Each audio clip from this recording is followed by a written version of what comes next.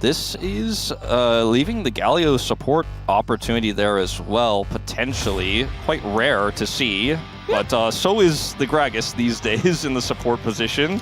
Could happen, you know. As Corky will be, it looks like, what BDD wants to lock here in the mid lane to face off against this Ahri. Can be a very volatile matchup, as we mentioned in the previous series. We did see it.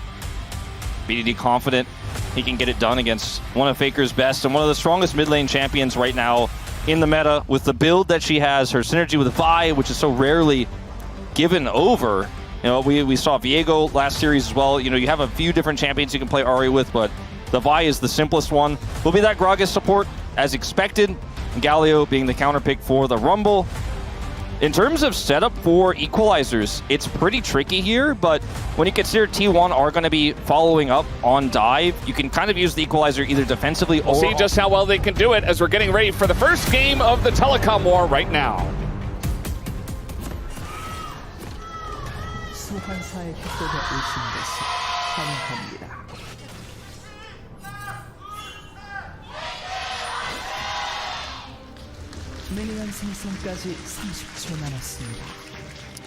Alrighty, game number 1. All eyes on that bottom lane for sure.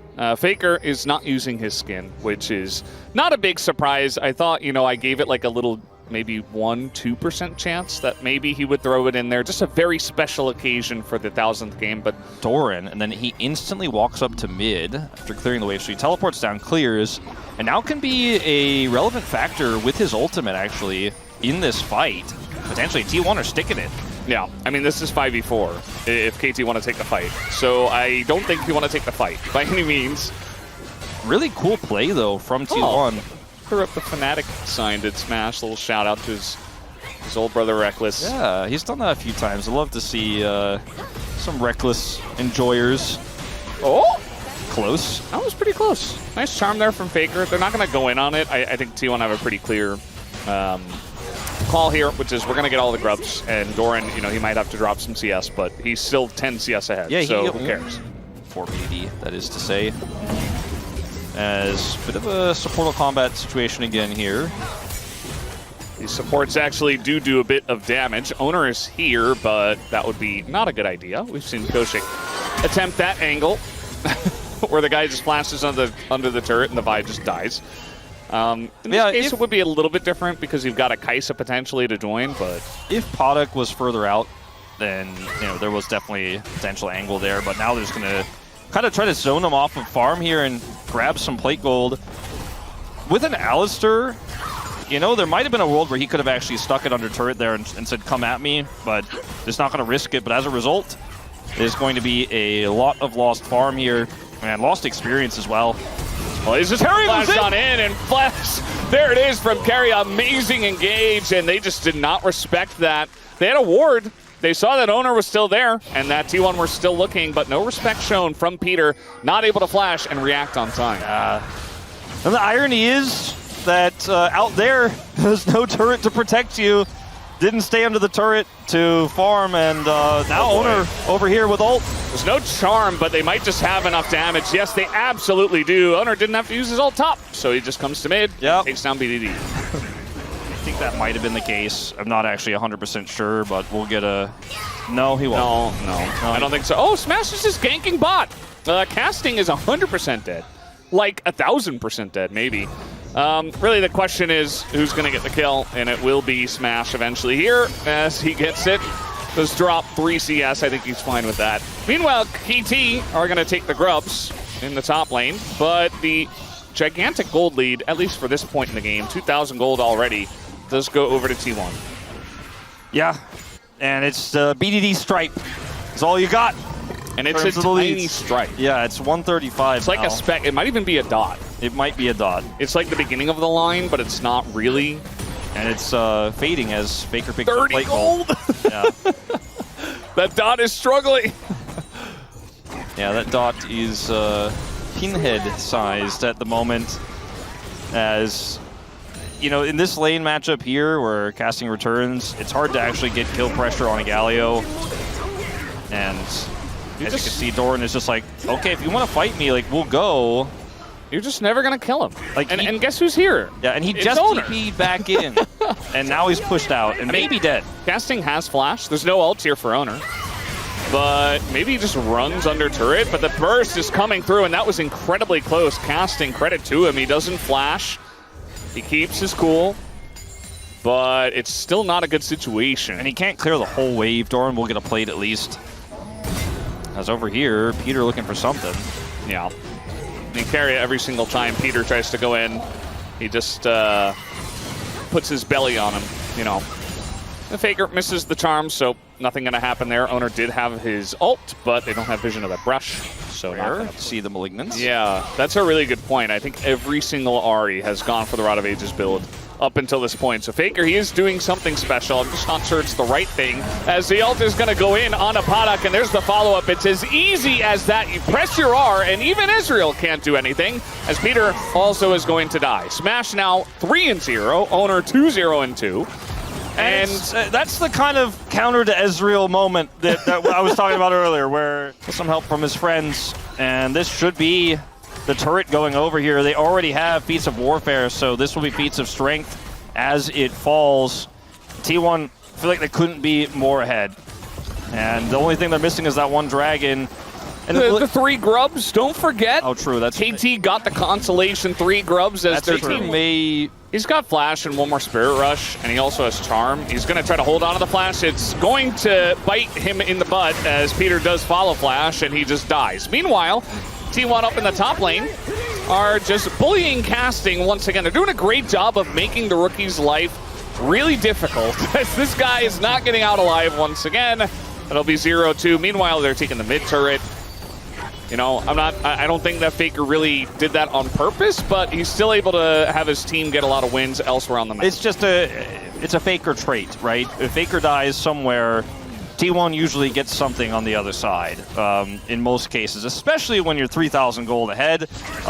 You know, it's a lot easier to make that thing happen on the other side. And the game state that we have right now, Faker is caught, sure, but Doran gets the whole turret, delays, or rather deletes some minions by delaying the take on the turret as he does so. And they have mid-prio because it's Kai'Sa into Ezreal, so they really just have control everywhere. It's a 2,000 gold lead for Smash, and Keria is lurking, and he leaves. Yeah, he's lurking. I think Cuz spotted him with the scanner, or just with his face. Trying to engage now onto Keria. He does have his flash. He's just going to body slam over the wall instead. And the ever-looming threat of Smash's incredibly fed Kai'Sa. You know, how scared KTR to even chase down that Gragas, because they know that there is going to be a follow-up. Well, yeah, they were scared to chase the Gragas, but they're not scared to try to force this Rift Herald. Faker having TP. Yeah, I think this is a mistake. The Ezreal is just so incredibly dead. There's just no play in the game for Padak. He showed up to the LCK. He's like, I'm ready to play. And T1 said no. Because Peter's going to die too. BDD is teleporting away from the fight. So he's also losing his teleport to save his life. And yeah, I mean, they got the Rift Herald, I guess. With T1 having a lot of prio there, by force. Yeah, they did not have any business playing around that Rift Herald, I'll tell you that. Keria down a flash, down a body slam. Faker here to help out as well. I think Keria probably would have gotten out anyway, but, you know, he's a supportive older brother. Seems to be the that's the new trend. The new trend of the LCK. But one of them probably will. And T1's in that class. KT right now are not. So it is quite one-sided as in goes Owner. He's got the Galio follow-up. It's not the cleanest together engage, but the taunt is going to land here onto Rumble. Casting just dies again, and the follow-up is there. They're not going to overcommit into the jungle, but they're certainly going to make their presence made after getting that kill. Nice little cast into the wall, going to force Peter into a rough spot. And now with the charm follow-up, nicely done by Faker. That means that is another kill on the board. Anytime 2021 to 2024, T1 be doing Baron on spawn here. But now it's 2025, it doesn't spawn at 20 minutes anymore, so they won't be doing that. But, you know, Padak run. 7,000 gold the advantage right now at 20 minutes.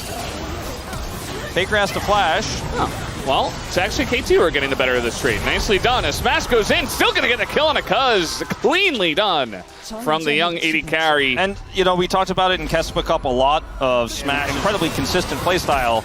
He just keeps finding these moments, and, you know, we won't have the replay of him getting that one because we got to go back to live where Podok is dead, but he's the type of player who, you know, that Ezreal play he made in LCK Cup, not in Kespa Cup. Yeah, when you said Kespa Cup, I'm like, I don't think he played in Kespa. No, he did not. But that kind of play, we've seen him do so many times. He just is so good at finding these angles and just taking people's heads off. I mean, he's massively fed in this game, so it's not as impressive as some of the stuff we've seen from him, but I just got to shout it out because he finds he's EDD is dying a slow and painful death. I mean, he might get Faker here. Nicely done. Gonna take him down. Faker wanted the kill. He gets punished for it.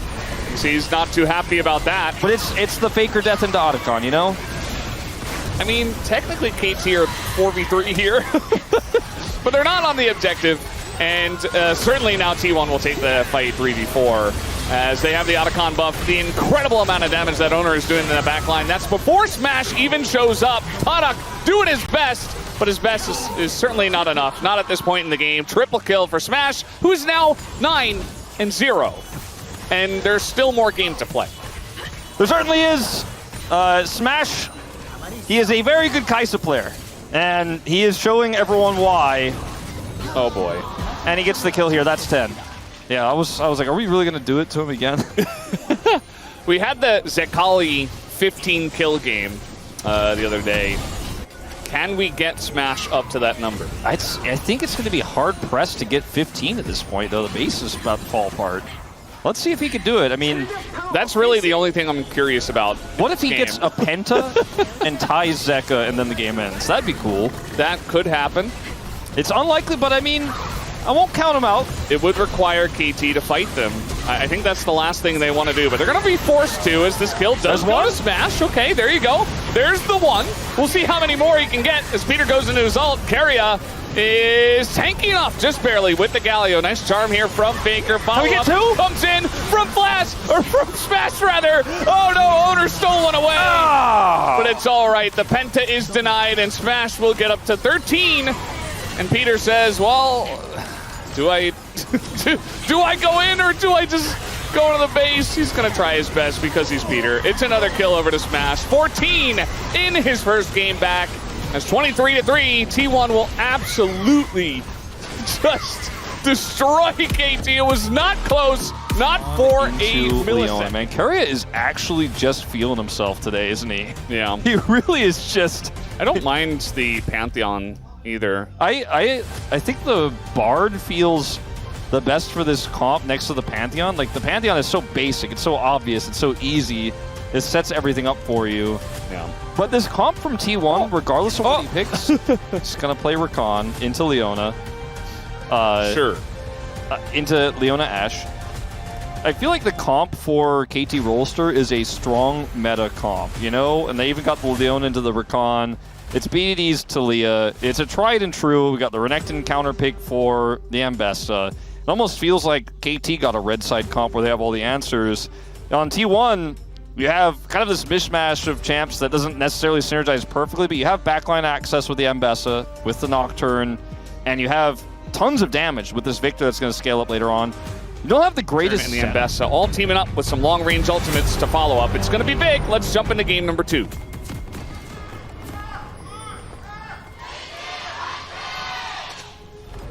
소환사의 협곡에 오신 것을 환영합니다.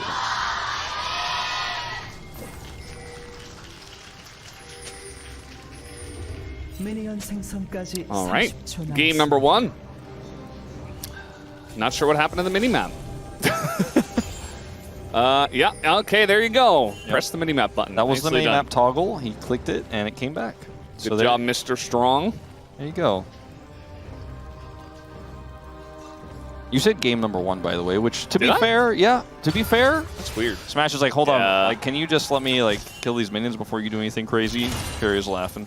Yeah, the thing about the Rakan is that he has this ability, Gleaming Quill, where if you just hit it, you're just full health, it feels like, right? Great peel potential if Peter is the one that starts off the fight, which we do see there. As now, making it rain on top of this bottom lane. Carrier does take a bunch of damage, but Smash very healthy. And already, it feels like Smash and Carrier are getting ahead on this 2v2. I mean, okay, hold up. Oh, the flash on in, but Peter in a bit of trouble. He will go down. Pretty straightforward. There goes Podok as well. Those throw in the barrier, but it's not quite enough. And that is a couple of kills going the way of T1. And I was going to mention it right before that second exchange. I was like, for example, they didn't ban the Galio, and then he just played Gragas, and it's like happy gaming the way it was meant to be played. Yes. You know, outside, you're not actually inting while happy gaming. You're just winning while happy gaming. You're laughing a bunch. You're having a great time. You know, you're the much favored duo and team. I mean, it's and just you're happy. It's also, as much as, you know, I feel like obviously KT ROLSTER as a team, outside of that Rogue 2023 year, which I still think about constantly, has not really been close to T1. There's still a rivalry to be had here, right? I think Carrier is enjoying the absolute bopping he's getting over KT this time. Remember, there was that home ground match that did not go as well for T1 as they were hoping for it to. You know, that's like the T1 event. And so now he gets to have a little bit of revenge over KT ROLSTER, as KT are just four-manning topside here and taking away all of these plates. Like, this is quite a bizarre move here. It's very expensive. Let's see if they can turn it into something more, because I think plates alone isn't going to be worth. I mean, they really want to take down Doran before anything happens. Doran is going to have to flash if he wants to get away. He's still not going to get away, though. That's already a kill going the way of KT. And now T1 trying to force this fight. Maybe a little bit of happy gaming does come in after I mention it. KT, nice setup here. All 5 members in the top lane. And they do punish T1 for trying to make something of it. Cuz looking for more. Well, gotta heal. And I mean, they could potentially redive this, but those are 3 half-health ranged minions, so... Well, thank you very much. He still is individually, but at least they were able to turn that into something more topside, because as you can see here, he's 10 CS up, got all that plate gold, all of that XP. He's like half a level ahead of Podok right now. Yeah, and I mean, it's not hyper carry territory with the MF, champion-wise, but you're still happy to give a lot of farm over to Smash. He's casting now in a bit of trouble here. He's going to get charmed and knocked up. Smash does not have his ult. He used it on the wave. Will they regret that decision? No is the answer. Very nicely juggled there. Everybody takes a bunch of damage, but it's still a kill. And it's handed over, importantly, to the one guy we want to give gold, who is Smash. Yeah, he's the one who was able to pick up the last hit there on poor old casting. And down he goes. As over here, this top turret's a race for first brick. I think KT got it, and they will. So it's another feat of strength. Well, the first, of course, for them, as Beats of Warfare did go to T1. Okay, well, here we go. This is an angle. Yeah, they're trying to force here on an owner who is just going to try to flash away, but it's very difficult to get away from this comp. The follow-up is huge, and KT prove it once again as BDD got over and picks up the kill. So should be a bunch of grubs once again going over to KT. Yeah, Faker is in the bottom lane, had teleport, but really tough to react to a play like that. And in Owner's defense, he has Spell Shield. So in his mind, he feels pretty safe in this scenario, but unfortunately, that's only going to shield 1 CC, 1 spell. And the follow-up was there from KT, multiple forms of CC to lock him down and take him out. So T1 kind of have pseudo control, but aren't necessarily looking to grab this just yet. And KT is going to wrestle some of that prio away. And they're going to ult in on a Podok as Smash just has to use his cleanse. Might have to flash out of this one with BDD making his way over. And there it is, allows Carrier to follow up. As yeah, they were really trying to play around Smash's priority, but as a team, KT, it feels like, are more well-rounded and they have more members there. Owner is just going to start up the Drake, though? Yeah. And KT are not going to even look at it. Yeah, KT, they got a small win there, but Faker's still just chilling in the bottom lane, and they weren't able to collapse on or take out that dragon, as you say. Be happy getting both of Smash's summoners on this immobile misfortune, but I think wanted a bigger prize, as this is going to be another Ocean Soul. But T1 with the 2 Drake lead feeling very happy. And again, we're just waiting for team fights. And for T1, you have to be very careful about how you approach something like this Herald fight without vision. There's a control ward in the pit. They have scuttle control. If you just walk in one by one, then the explanation I just gave will happen in real time. Yeah.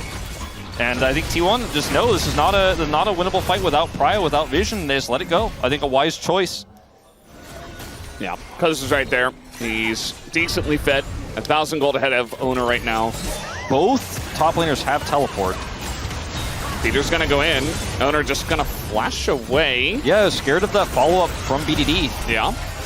Little arrow into Faker, but he doesn't seem to care. He's got that big stun field right in the choke. KT do have control of the mid lane, and they have the Rift Herald, so T1 have to move over and stop this push. That might be enough to secure them Dragon. They want to heavily commit to something after this Herald crash instead. T1 playing so respectfully, backing up though. Faker may get caught. He's just stuck here in the bush. He's going to have to flash, and not even the disengage cone is going to help him as BDD sits him down. What a shove. Absolutely insane predict from BDD. Yeah. Or just a complete coincidence, but I'm going to say insane predict. It was planned. And now, TP coming in. T1 want to fight this. They want to fight on their terms. They're going to press their buttons in the aggressive direction, this time for the first time in this game. And now they do shut down BDD.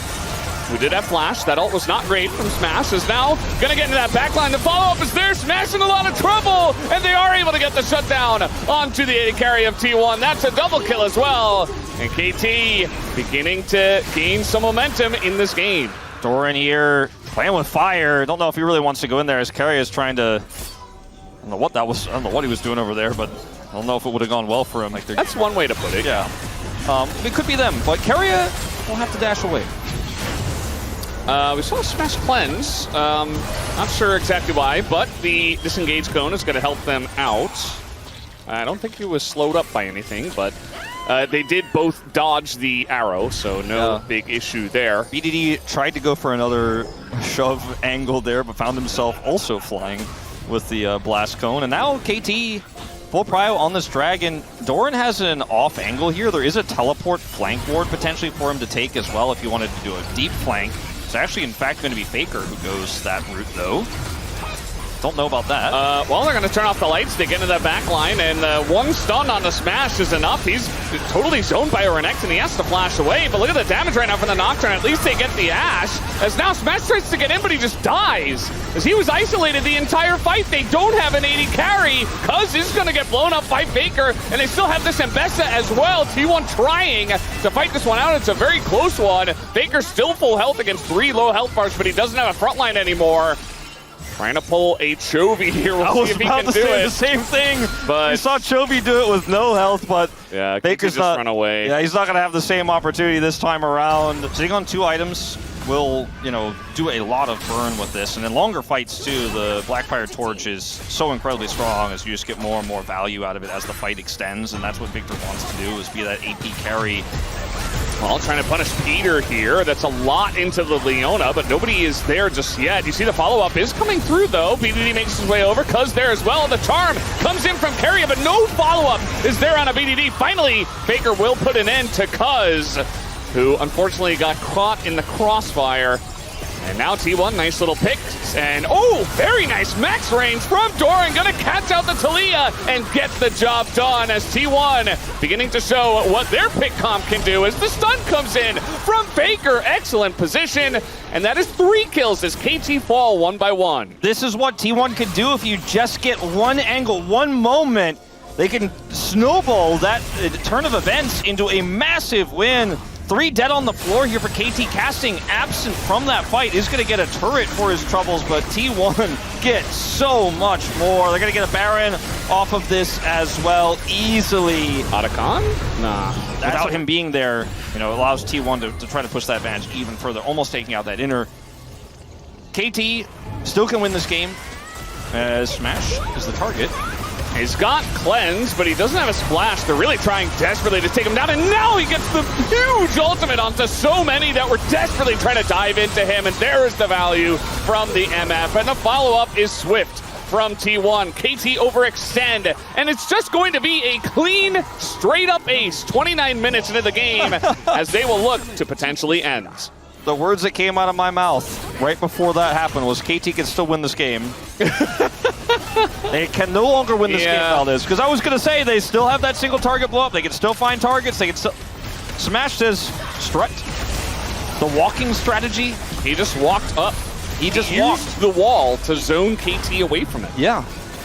That's it. That's GG. Yep. And what was a very close second game at KT, played well, just comes to a crashing end. Yeah, the crash down from the rel we did not see. And yeah, the Nexus will fall here. T1 will just have their fun. Torin gets killed right at the end, but it doesn't matter. It's still